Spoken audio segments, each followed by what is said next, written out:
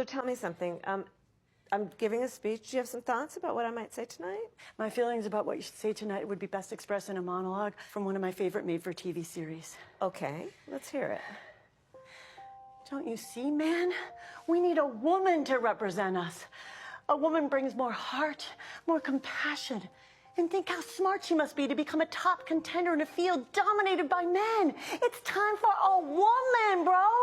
And with this woman, we can fly. I beg to differ.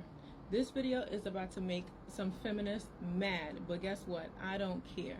Sometimes the truth cuts before it heals. America does not need a female president, especially the one that's running for office right now.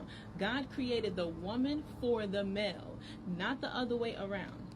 In his divine order, you have Christ, the husband, the wife, the children. In that order, because God is a God of order. Without order, there is chaos. It's exactly what we see in the world today. We do not need a woman leading this nation. We all see what happened with Eve when she took on a leadership position in the Garden of Eden. As a result, sin entered the world. In the Bible, when God made Adam and Eve, he told them that they could eat of any tree in the garden except for the one of the knowledge of good and evil, or that they would surely die. Then Satan goes to Eve, not to Adam, right? And he beguiles her, convincing her that she will not die, but instead she will become like God. Here's the deception. She was already like God. God made Adam in his image and likeness, and then he made Eve from the rib of Adam, and the two became one flesh. I believe that Satan went to the woman because the woman is man's weakness in a lot of ways. So it was easier for Eve to convince Adam than it would have been for Satan himself to do it. Why? Because men are more logical thinkers. They are not moved or led by their emotions like women tend to be.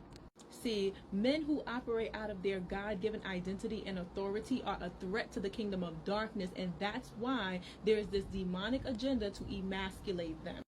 I mean, can you just imagine it's that time of the month for Kamala Harris? Her hormones are fluctuating all over the place, and she has to make a life or death decision for the country in a meeting with other world leaders who are males. The decision she's been making behind Joe Biden has already caused this nation to decline. Can you imagine what it would be like if she was actually leading it?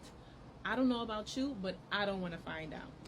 That said, we don't need an emotional wreck running the country. We need a man's man. Donald Trump is a man who exemplifies masculinity, true leadership, bravery, and more. The man did not collect a presidential check his last presidency, which shows that he was in it for the right reasons. And America was in the best shape that it's ever been after years of democratic control.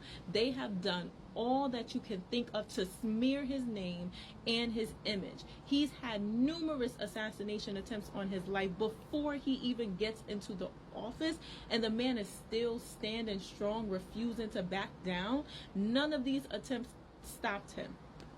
Why else would he continue to risk his life if not for his love for America and the American people? Say what you want about him, but he is the definition of a true American hero, and God is using him for such a time as this. That said, vote Trump 2024. Be blessed in Jesus' name.